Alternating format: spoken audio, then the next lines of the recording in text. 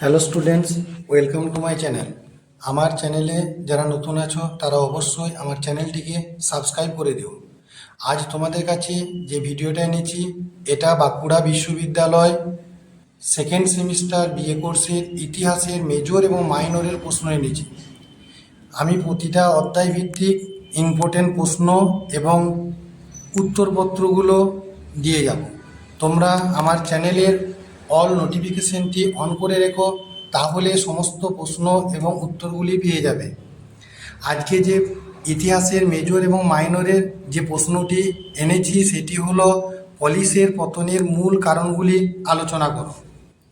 উত্তর দেখো, গ্রিক নগররাষ্ট্র বা পলিস গড়ে উঠেছিল ভৌগোলিক বৈচিত্র্য, আর্থসামাজিক বা সামরিক বিভিন্ন কারণে। কিন্তু এই পলিস হেলেনীয় যুগের প্রথম ভাগে পতনের সম্মুখীন হয়েছিল। গ্রিসের উপর রোমানদের আধিপত্য বিস্তারের মধ্য দিয়ে পলিসের পতনের প্রক্রিয়া সমাপ্ত হয়। খ্রিস্টপূর্ব 3য় শতাব্দীতে পলিসগুলি ধ্বংসপ্রাপ্ত হয়। এই পলিসের পতনের কারণগুলি ছিল: 1 নম্বর পয়েন্ট, গঠনগত দুর্বলতা বা কাঠামোগত। ম্যাসিডনের রাজা আলেকজান্ডার কর্তৃক গ্রিসের ওপর আধিপত্য বিস্তারের ফলে গ্রিসের পলিসগুলোর পতন ত্বরান্বিত হয়।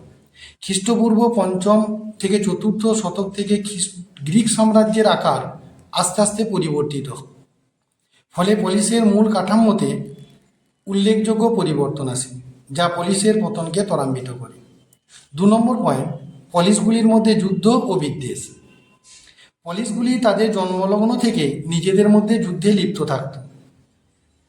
ঐতিহাসিকরা মনে করেন যে পারসিক যুদ্ধ বিগ্রহ পলিসগুলির মধ্যে ঐক্য, সহযোগিতা ও বীরত্বের ভাব জাগিয়ে তুলেছিল ঠিকই, কিন্তু এর পাশাপাশি পলিসগুলির সাম্য ও স্বাধিকারের আঘাত করেছিল।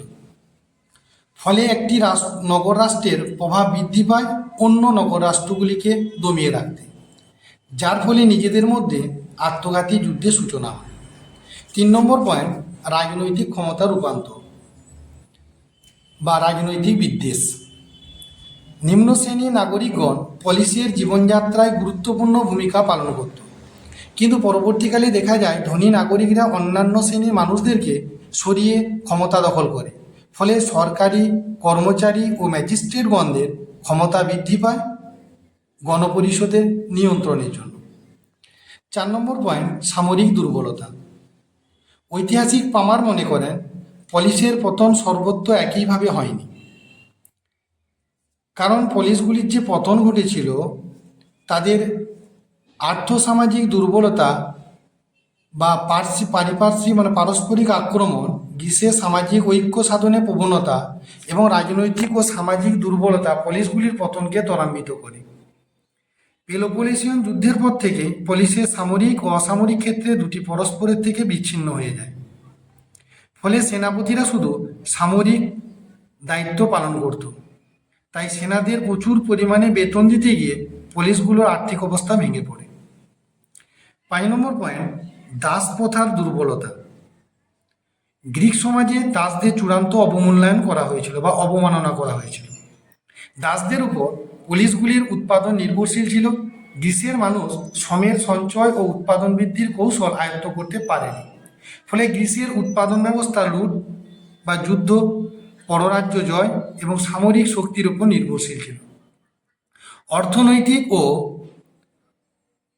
অর্থনৈতিক ও উৎপাদনের উপর অসামঞ্জস্যতা গ্রিক পুলিশগুলোকে দুর্বল করে তুলেছিল। 7 নম্বর পয়েন্ট, রোমান আধিপত্যের প্রভাব। ঐতিহাসিকরা মনে করেন রোমান আধিপত্য বিস্তারের জন্য গ্রিকের পুলিশগুলির পতন ঘটে। সংবিধান সংশোধন ও ধনী সম্প্রদায়কে প্রাদেশিক শাসন ব্যবস্থায় নিরঙ্কুশ ক্ষমতা প্রদান করায় পুলিশের সাংগঠনিক ভিত্তিটা দুর্বল করে দেয়। সর্বশেষ পয়েন্ট, 7 নম্বর পয়েন্ট বলছি, ব্যক্তি স্বাতন্ত্র্য বোধের সৃষ্টি বা ব্যক্তিগত বিরোধ যেটা বলা হয়। তোমরা পয়েন্টটা পাবে ব্যক্তিগত বিরোধ। সাধারণ নাগরিক পুলিশের চেয়ে ব্যক্তিগত স্বতন্ত্রে আগ্রহী হয়ে ওঠে। তারা সৎ জীবনযাপনের প্রাথমিক শর্তগুলোকে সম্পূর্ণভাবে পূরণ করা তাদের সম্ভব ছিল না। ন্যায় বিচার, আত্মসংযম, সাহসিকতা গ্রিক নৈতিকতার মূল নীতিগুলিকে অনেক পরিবর্তন সাধন করে। গ্রিক নৈতিকতায় বা নেতিবাচক পরিবর্তন গ্রিক পলিসগুলোকে শক্তিহীন করে তুলেছিল। অর্থাৎ গ্রিক নগরাষ্ট্রগুলি আস্তে আস্তে দুর্বল হয়ে পড়ে এবং পতনের দিকে এগিয়ে যায়। আমার চ্যানেলটি সাবস্ক্রাইব করে রেখো, তোমরা পরপর এরকম প্রশ্ন এবং অ্যান্সার পেতে থাকবে।